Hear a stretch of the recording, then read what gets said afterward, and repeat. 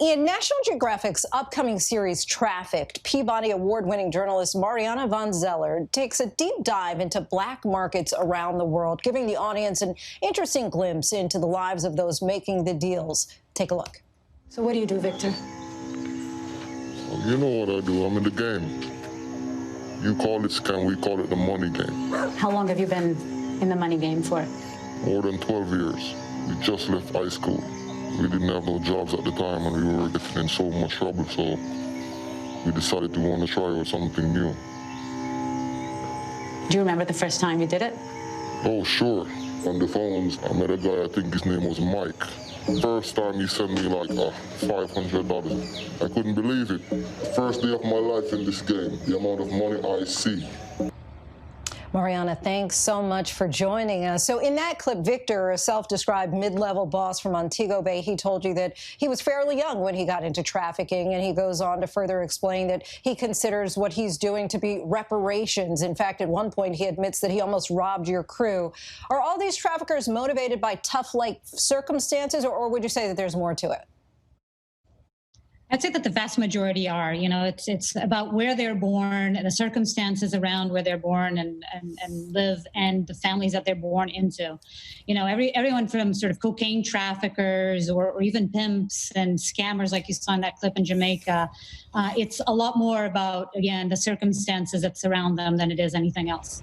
And you do a really good job of concealing these traffickers' identities, but with the illegal nature of the underground world, how difficult is it for you to gain their trust, and how do you get their trust?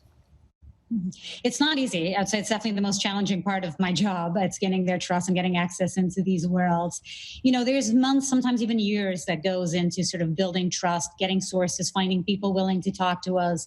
You know, it's knocking on doors, making calls, sitting down with people for hours on end, getting no after no after no until somebody agrees to do it. And I think part of it is, yes, building that trust. You know, there's always a lot of fear that we're not who we say we are, that we're law enforcement instead of journalists, for example. So there's a lot of sort of sitting down with them, and usually there's drinks involved, what I call the underground first dates, where they invite us over and they sort of want to learn more about me. And after that, yeah, it's either a yes or a no. It's definitely not easy, but it's all about building trust. And this isn't your first time covering the underworld. You also reported on a drug war in Mexico, as well as the tunnels that are used to traffic goods in and around Gaza. But this time around, the size of your crew is definitely a lot bigger. Were you worried that this could be a hindrance of the rawness of the story? I was. You know, I'm used to traveling with 2-3 people max. Usually we're a team of 2 going around the world and gaining access into these worlds. I've been doing this for over 15 years, gaining access into these worlds. But National Geographic being National Geographic and, you know, having this incredible look to it and really sort of putting a premium on how beautiful everything looks on the channel, they put this challenge to me. Okay, we want to do it. We want the show, but we'd love to sort of make it look make it look sort of like a Hollywood movie. And it does. You know, that's one feedback that we get all the time is how incredible the series looks. And I was concerned. And now I'm traveling with a group of 7-8 people and with, I don't know, like 20 cases of gear around. And I definitely thought that was going to make it more difficult to gain access into these worlds. But so far, it really hasn't. At the end of the day, it's really establishing, first of all, a one-on-one connection between me and the people in these worlds.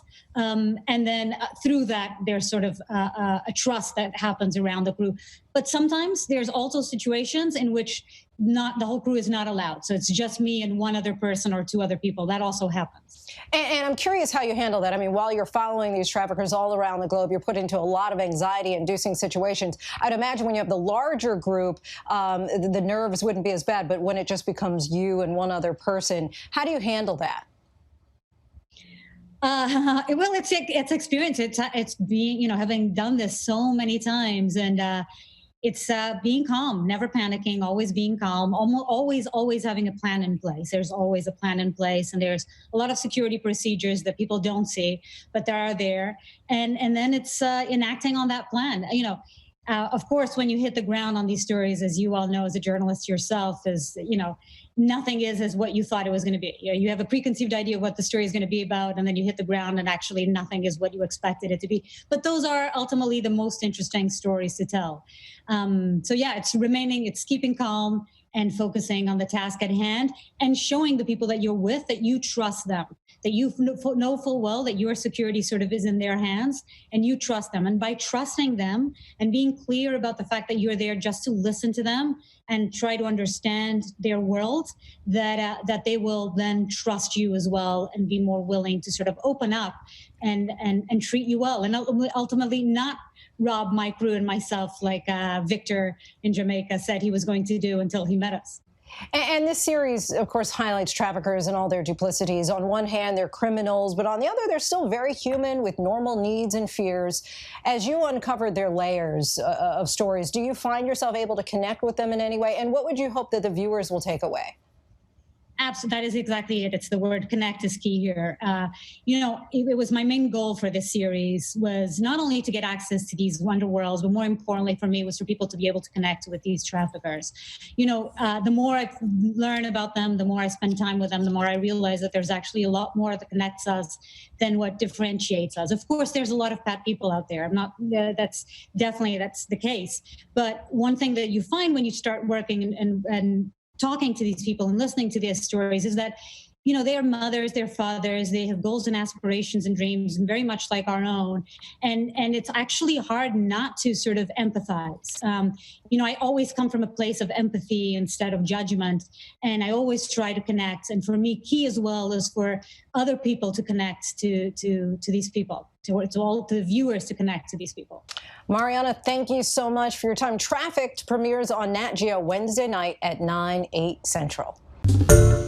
Hi everyone, George Stephanopoulos here. Thanks for checking out the ABC News YouTube channel. If you'd like to get more videos, show highlights, and watch live event coverage, click on the right over here to subscribe to our channel, and don't forget to download the ABC News app for breaking news alerts. Thanks for watching.